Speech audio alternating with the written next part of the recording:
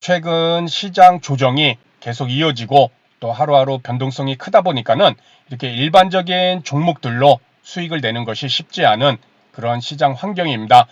그래서 많은 분들이 이 테마주들 최근에 한 차례 폭풍이 휘몰아쳤죠. 이 초전도체 또는 신소재 물질인 맥신 그리고 원전 오염수 방수와 관련된 그런 테마, 그렇죠. 그리고 양자 컴퓨터와 관련된 그러한 그러한 테마주들이 지금 어떻게 보면 시장에서 관심을 받을 수밖에 없는 그러한 상황인 것 같습니다. 왜냐하면 일반 종목들의 자금이 몰리지 않다 보니까 주식시장이 조정이 나오다 보니까는 그러한 테마주들로서 시장의 상승과 하락을 이렇게 보고 있노라면은 지금 수익을 얻기 위해서는 그런 테마주를 접근하지 않고서는 수익을 내는 것이 상당히 어렵기 때문입니다. 오늘 내용 또한 이렇게 구독자분께서 질문을 주신, 이렇게 문의를 주신 내용인데, 그 내용이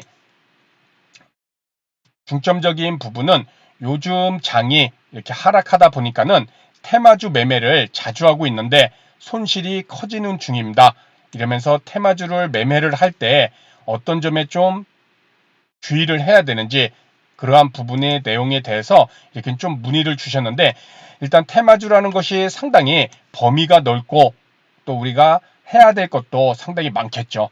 그렇죠? 하지만 제가 생각했을 때 좀 큰 틀에서 세 가지 정도만 이 테마주를 매매를 했을 때 어떠한 부분에 우리가 조금 더 생각을 하고 또는 기본기가 잡혀야 되는지 거기에 대해서 한번 공부해보는 시간을 갖도록 하겠습니다.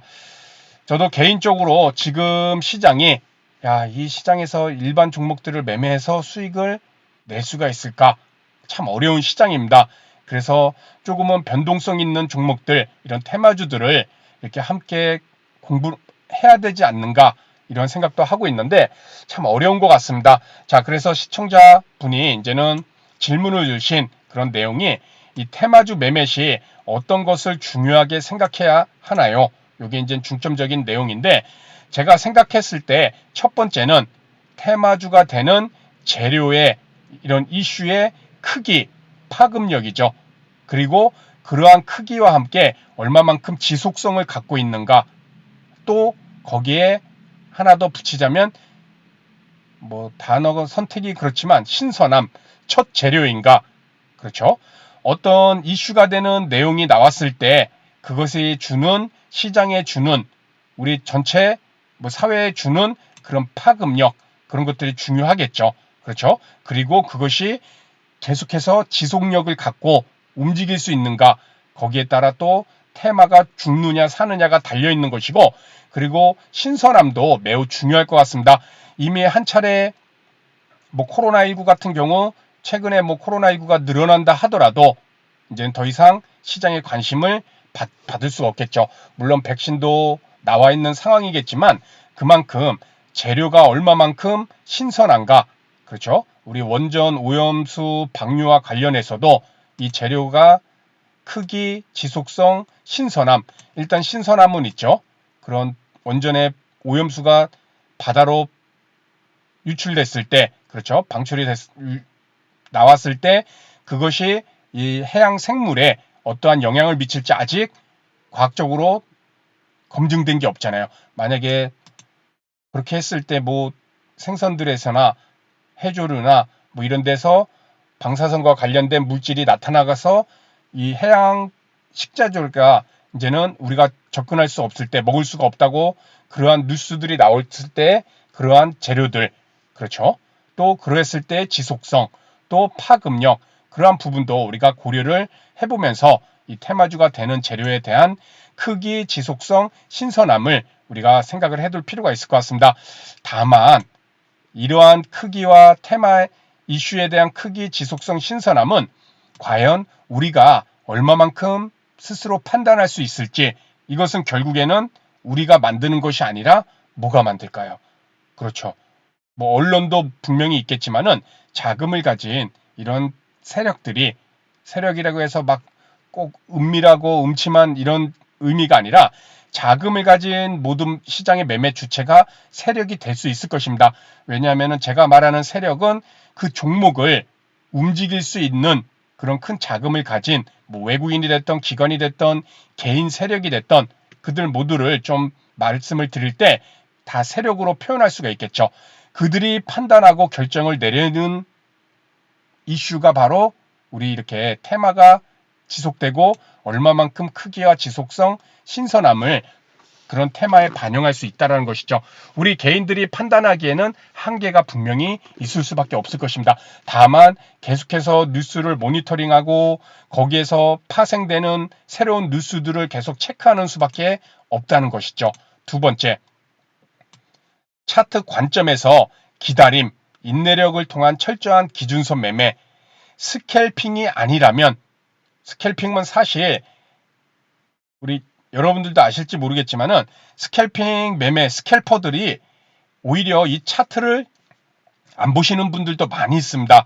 그렇죠? 호가창만 보고 호가창에서 물량이 들어올 때 함께 쭉 따라 들어갔다가 그리고 단 몇 초 만에 또는 짧게는 1, 2분 만에 그냥 쭉 올랐을 때 팔고 빠져나가잖아요. 이게 이제 스캘핑이잖아요. 그렇죠? 다만 이런 스캘핑이 아니라면은 차트적인 관점에서 뭐 일봉, 분봉 이런 특정 이평선과 캔들 라인 그렇죠. 뭐 전저점, 종고점 뭐 또 다른 특정 캔들 라인의 기준선을 반드시 설정하고 매매를 해주는 것이 좋을 것 같습니다. 뭐 최근에 뭐가 그렇죠. 한 차례 폭풍이 쳤던 초전도체 테마 그렇죠. 뭐 신성델탈테크도 그렇지만은 뭐 이런 서남도 거의 대장주 역할을 하고 있었잖아요. 그렇죠. 이러한 종목을 봤을 때 우리가 만약에 차트를 좀 키워서 뭐 대단하죠. 그렇죠. 최근에 이렇게 이런 종목 보기가 쉽지가 않은데 뭐 이렇게 올랐을 때는 내가 들어갈 자리가 아니다. 나는 급등주 중에서도 요 파란 21일 평선의 주가가 눌림목에 왔을 때를 한번 공략을 하겠다. 그런 기준선을 갖고 있을 수가 있다는 것이죠. 일봉에서 기준선. 그렇죠. 그래서 관심 종목에 담아놓고 조정이 나오고 이제 21일 이평선에 내려왔네. 그렇죠. 여기서 반등이 나오면은 나는 조금 접근을 해보겠다. 뭐 이런 식으로 해서 뭐 이런 자리를 물론 이것도 지나간 차트를 보기 때문에 이렇게 좀 말씀을 드리지만 이런 식으로 특정 이평선이나 또는 특정 캔들 라인을 그렇죠. 뭐 예를 드는 것입니다. 이렇게 뭐 정고점을 뭐 돌파를 한다던가 그렇죠.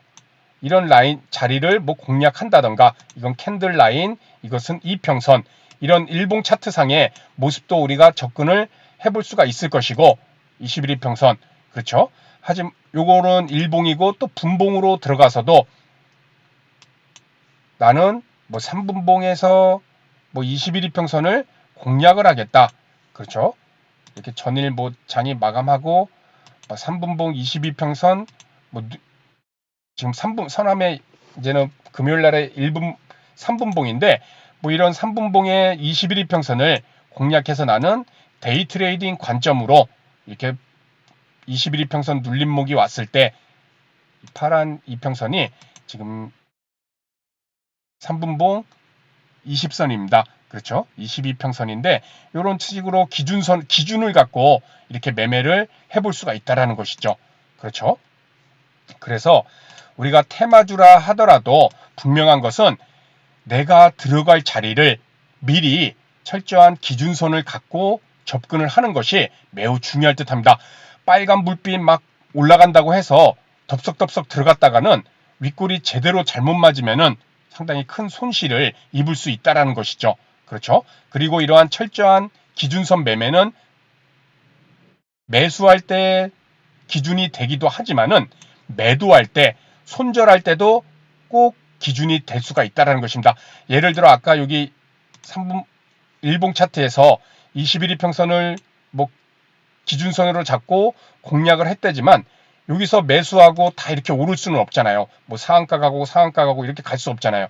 여기서 만약에 이 다음날 이렇게 올라왔다가 21일 평선을 깼을 때는 또 21일 평선이 특정 기준 이평선이 매도 기준도 작용할 수 있다라는 것이죠. 그래서 이런 테마주를 매매하더라도 이런 재료뿐만 아니라 차트적인 관점에서 내가 매수와 매도를 분명히 할 수 있는 이런 기준들을 갖고 매매를 해주는 것이 좋을 것 같습니다. 세 번째, 매매 관점에서 유연한 대응 반드시 필수죠. 이 유연한 대응이라는 것은 손절과 익절인데 우리 많은 분들이 이런 차트를 보고 야 여기 3,000원대에서 사서 15,000원에 팔면 야 이거 몇 배야? 5배 아니야. 1,000만 원 들어가면 5천만 원, 1억 들어가면 5억. 이런 달콤한 상상도 한번 해보셨을 것입니다. 로또를 사서 발표가 나기 전에 기대감을 갖는 것처럼 다 지나간 차트 보면서 야 여기서 사서 그냥 눈 감고 버텼으면은 5배 먹는 건데 그렇죠? 하지만 테마주들은 그렇게 쉽게 움직임이 나오지가 않습니다. 그리고 우리가 들어갔을 때 이 정도의 수익을 줬을 때 여기서 정리를 할까 말까 그렇죠? 여기 하나만 보더라도 이 캔들만 하나만 보더라도 이렇게 전체적으로 봤을 때는 야 왜 상한가로 마감했으니까 뭐 아무 문제 없잖아 그렇겠지만은 이 종목도 12% 갭상승 이날도 갭상승했고 저가로 마이너스 6%가 빠졌습니다. 결국 시초가에서 18%까지 마이너스가 나왔다가 상한가로 말아 올렸다는 것이죠. 여기서 안 털고 버틸 수 있는 사람이 얼마나 될까요? 그렇죠? 다 지나간 차트니까는 우와 막 이러면서 보지 이 테마주라는 것 자체가 장중에 상당한 변동성이 나올 수밖에 없습니다. 왜냐하면 시장의 모든 참여자들이 다 단타던 스캘핑이던 그런 단기 트레이딩을 하는 매매자들이 다 참여를 하기 때문에 일순간에 5%, 6%, 7%, 8% 심지어 단 몇십 초 만에 막 10%씩 또 빠지는 것이 테마주잖아요. 그래서 이 테마주를 매매를 할 때에는 반드시 유연한 손절과 익절은 필요하다는 것이죠. 그렇죠? 테마주의 속성상 상승과 하락폭이 상당히 크다는 점. 그래서 우리가 뭐 증권사 대회에서 상위권에 오르는 분들도 이러한 종목을 뭐 여기서 3,000원에 사서 15,000원에 팔아서 우승을 하고 이런 사람들은 거의 없잖아요. 아예 없을 겁니다. 그렇죠? 보통은 다 스캘핑이나 데이 트레이딩을 통해서 회전율을 높이는 것이죠. 그렇죠? 이런 날도 한번 들어갔다가 수익 내고 이런 날도 수익 내고 뭐 이런 식으로 수익 내고 이런 식으로 테마주를 접근을 하는 것이 보통의 경우고 만약에 이거를 여기를 사서 계속해서 홀딩을 할 수 있었다는 것은 내가 들어간 자금이 아주 비중을 적게 해서 손실이 나도 마음이 편한 그런 자금이던가 그렇죠? 아니면 나는 뭐 5일 이평선을 깰 때까지는 무조건 홀딩하겠다. 이 빨간 5일 이평선을 깰 때까지는 무조건 홀딩하겠다. 이런 식으로 확고한 기준을 갖고 접근하신 분이나 그렇죠? 그러한 분들이 뭐 조금은 오래 버틸 수가 있지만은 이 테마주 자체의 속성상 상당히 변동성이 클 수밖에 없다라는 점. 그렇죠? 그렇기에 손절과 익절은 내가 어떻게 할 것인가를 반드시 매수하기 전에 익절은 또 매수하고 난 이후에 미리미리 만들어가는 것이 이 테마주를 매매를 했을 때 손실을 줄이고 그래도 이것을 바닥부터 끝까지 먹으려고 해서는 절대 안 된다는 것입니다. 이렇게 해서 운 좋게 뭐 한 종목씩 수익을 최대한 얻게 되면은 그걸로 우리가 주식 투자를 끝내면 괜찮지만 다른 테마주에서도 야 나 버텼더니 이만큼 먹었더라. 요것도 버텨봐야지. 그랬다가는 그냥 어떨 이렇게 하루 이틀 오르고 쭉쭉 빠지는 그런 종목들도 수두룩하잖아요. 테마주 중에. 그렇죠? 그렇기 때문에 테마주를 갖고 뭐 3배, 4배, 5배를 먹는다는 것은 우리가 다 지나간 차트를 보고 이렇게 할 수는 있지만 일반적으로 봤을 때는 우리가 짧게 먹고 치고 나올 수밖에 없다라는 점. 그렇죠? 그러한 점도 미리 우리가 머릿속에 갖고 매매를 해주면 좋을 것 같습니다.